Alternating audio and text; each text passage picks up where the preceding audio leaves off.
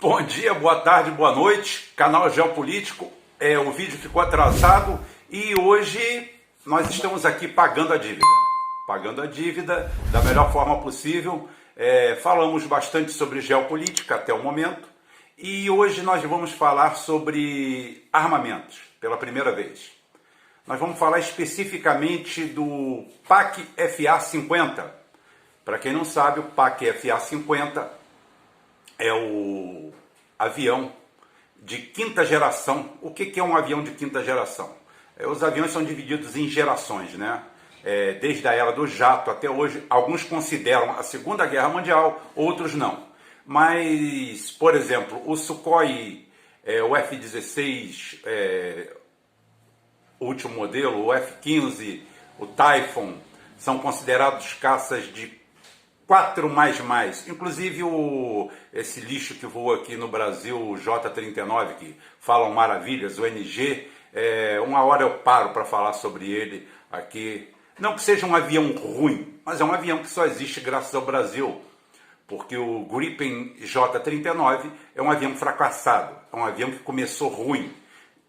No meio aeronáutico se diz que o avião que nasce ruim, ele vive ruim, morre ruim, quando você tem que reprojetar ele. Aquele avião que voava a ponte Rio-Niterói, o Electra, foi uma exceção. Ele realmente renasceu de novo. E agora o Next Generation, pelo preço, não vale o que se pagou. Primeiro porque na realidade é uma aeronave americana disfarçada, de sueca.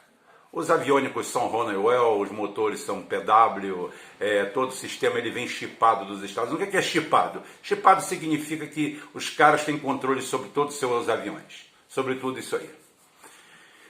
E nessa onda stealth, que nunca foi a onda, para quem não sabe, a tecnologia stealth, ela é soviética, tá? Ela foi desenvolvida por um engenheiro soviético e a União Soviética nunca deu grande ênfase à tecnologia stealth.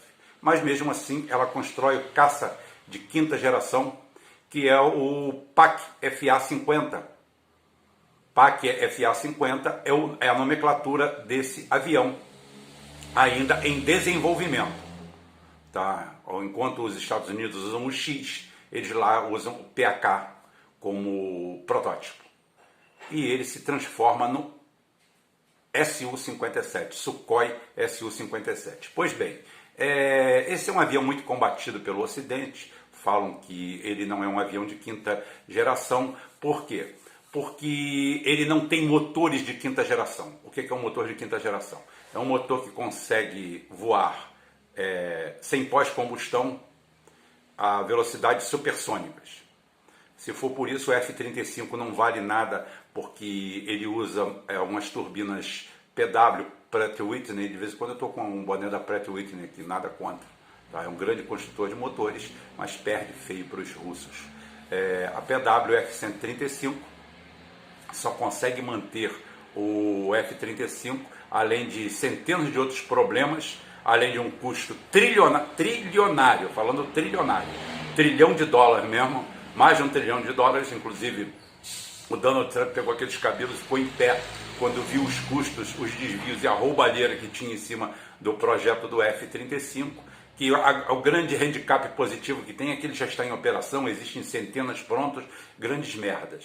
Porque na realidade, inclusive, o projeto original dele é, entre aspas, um roubo do Yakolev Yak-141, um avião embarcado russo, soviético, e eles têm esse aí. Então é o seguinte, o que acontece? O PAC FA-50, ou Su-57, que deve ter mais ou menos uns 12 ou 13 voando, ele só seria considerado um avião de quinta geração, ou quinta mais, inclusive os russos, problema deles, eles que falam que eles consideram como o primeiro avião de sexta geração. Por que ele não era considerado um avião puro de quinta geração? Porque ele usava os motores AL-41F2. Que são esses motores? Esses são os motores do Sukhoi 35, que é um caça soberbo, mas chamado 4++. 4++, ele tem esse daí, em que pese que o J20 chinês usa os motores AL31 FM2, tá? FV2. Ele usa esses motores que são inferiores aos motores do Su-35 top de linha, porque eles dominam isso aí. Porém, o grande handicap positivo que tem nisso aí tudo é o fato de que o Ocidente achava que esse avião só voaria em 2023, 2024, quiçá com os motores. Inclusive esses canais vagabundos brasileiros, que eu não vou nem citar mais o nome, os canais americanófilos, esses canais mídia OTAN. Por que eu estou falando mídia OTAN? Porque é mídia OTAN. Que são manipuladores, que são mentirosos. Capitão de Punheta e outros, são todos mentirosos, os caras não conseguem chegar aqui, os caras se dizem especialistas em um monte de coisa e só vêm falar merda. Teve um aí, acho que foi o Capitão de Punheta, que disse que o sistema de Patriot tinha problema de interceptar mísseis à noite. Peraí, um míssil sabe o que é dia, o que é noite? Mas pula essa. Esses aviões iriam entrar eles só iriam entrar em serviço efetivamente como aviões de quinta geração, que é quando usassem os motores Sdelier, tá? Os Lyulka Sdelier 30, que ficariam prontos operacionais no final de 2023. Só que, para surpresa geral, os Sdelier 30 já estão operacionais, eles estão em fim de testes, já entraram na linha de produção os Su-57. Tá? O Su-57 é um avião que tem 26 metros de comprimento, 14 de largura, tá? 5 metros de altura e carregado 30 toneladas aproximadamente. Ele usa uma metralhadora GSH-301 de 30 milímetros com 250 cartuchos e usa até 8 mísseis, sendo alguns mísseis como o hipersônico R-37, o Vympel. O R-37 Vympel é o míssil mais poderoso do mundo atualmente, ar-ar, com uma velocidade de Mach 6, altamente manobrável, tá? Com uma boa carga de impacto e com um alcance estúpido de 400 quilômetros, que junto com um radar AESA faz a festa total e realmente consegue enxergar antes de ser visto. Mas esses motores, o que fazem? Esses motores conseguem manter esse avião em velocidade supersônica durante um período muito longo, sem afterburner, sem pós-combustão. Porque esses motores Sdelier são motores de alto bypass. Tá? Tem um alto bypass, tá? De alto bypass, e ele consegue também ter um baixo consumo relativo, ou seja, esse avião consegue alcançar 2.500 km por hora, Mach 2.2 de velocidade máxima, aí sim, é claro, com o afterburner, e consegue um alcance extraordinário de 3.500 km. Esses daí são alguns números desse caça multipropósito, inclusive, porque o F-35 praticamente não é um avião de caça, ele não é feito para superioridade aérea, ele não aguenta um dogfight, mesmo com a visibilidade além do alcance, FBW, tá? Mesmo nesse tipo de combate, o F-35 não é indicado, ao contrário desse aqui, que ele consegue carregar mísseis ar-terra KH-30, o KH fica bonito, né? Que a gente aqui tem KH-38M, tá? E o antinavio 35VE. Ou seja, ele consegue ser antinavio, ele consegue ser terra-ar, ar-terra, minto, e fazer as suas funções. Fora que ele é o primeiro caça completamente preparado para voar sem tripulação, ou seja, sem tripulante.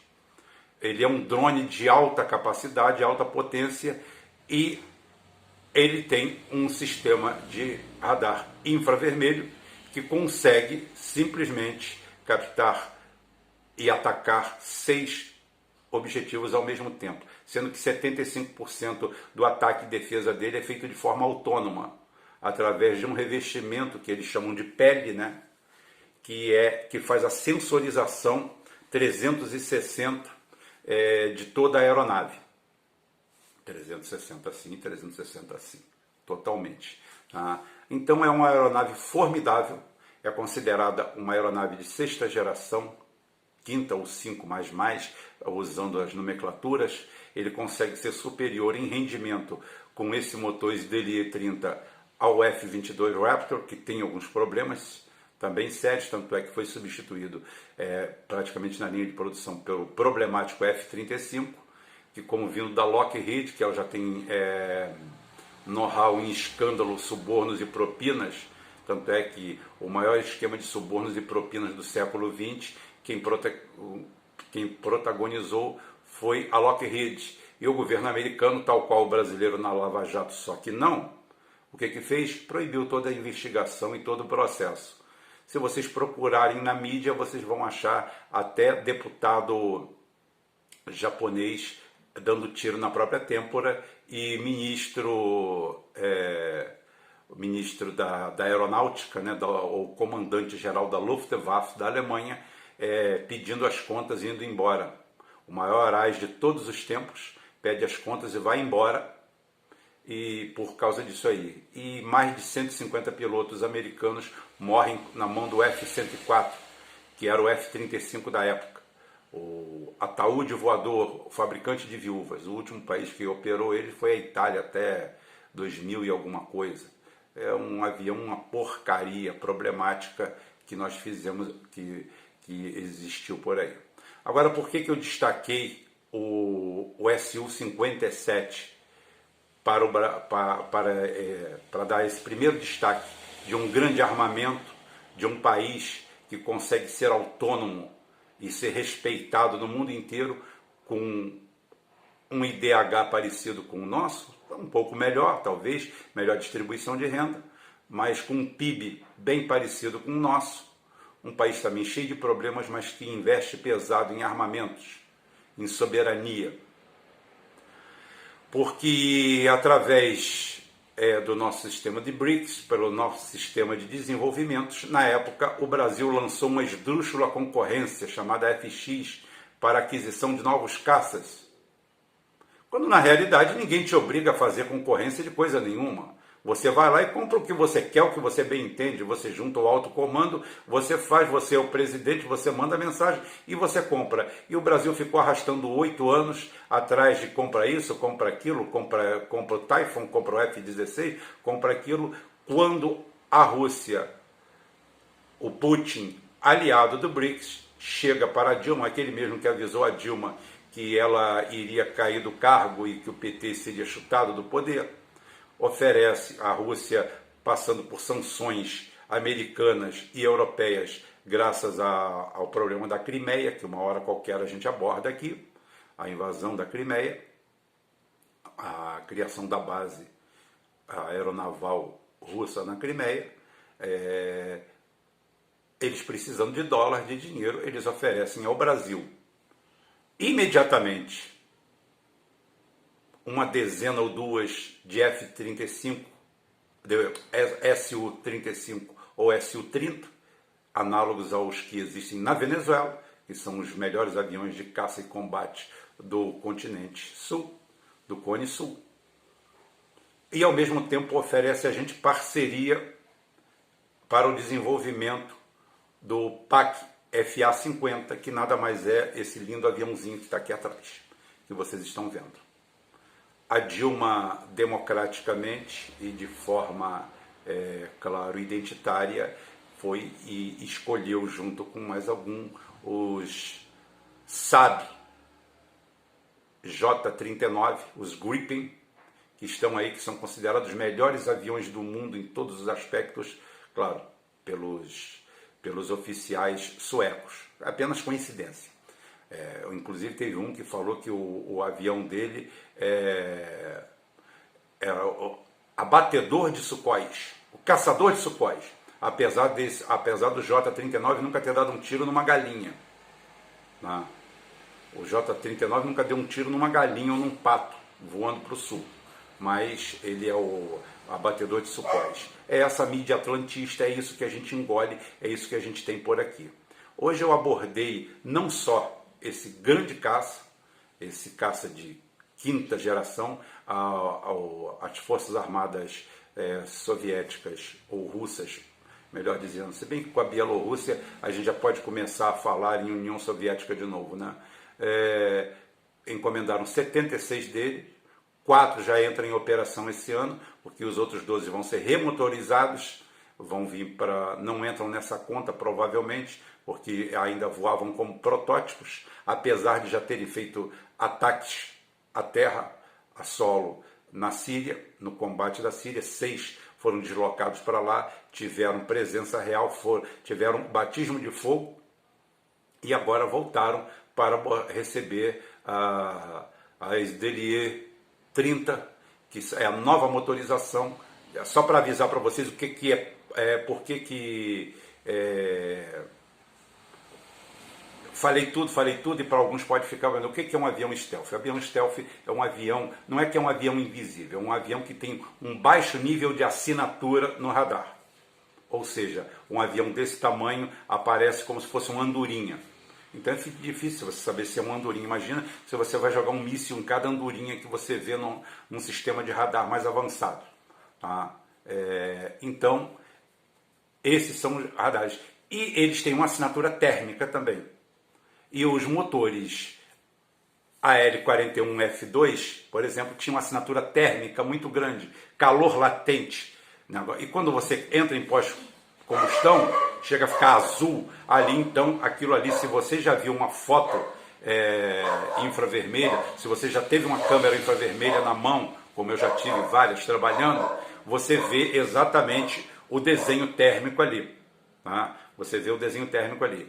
Esses motores DLE 30, eles já são motores submersos, ou seja, o ponto quente é mais para dentro e a parte de fora fica fria, diminuindo essa assinatura térmica. Tá? É assim. E foi assim que nós perdemos o nosso desenvolvimento, perdemos tudo isso aí, poderíamos ser parceiros disso aí. Você está querendo que a gente fique perto dos russos? Eu quero ficar perto de alguém que passe tecnologia para a gente, que nós nos desenvolvamos, que façamos alguma coisa para chegar daqui a pouquinho e ter um Embraer 57 nosso. É isso que eu defendo. E não ficar comprando porcaria dos outros, a partir do momento que alguém te oferece tecnologia. Vamos passar a tecnologia do J-39. Que tecnologia? O J-39, que tecnologia tem aquilo? A Embraer já tem aquela tecnologia. A Embraer já tinha projetos de um avião supersônico brasileiro. Não tem nada de novo ali, por favor, gente. Eu só botei isso aqui porque eu estava vendo esse vídeo e é o primeiro de armamento que a gente coloca aqui no ar. Muito obrigado a todos. No próximo programa eu vou falar do submarino da classe Akula. Classe Kilo. A classe que foi abandonada pelos americanos e os russos continuaram, chamado Buraco Negro. Vocês vão saber por que ele se chama Buraco Negro no próximo programa, que é quarta-feira logo agora. Esse daqui fica pelo de sábado. Até quarta-feira, se Deus quiser, e Ele há de querer.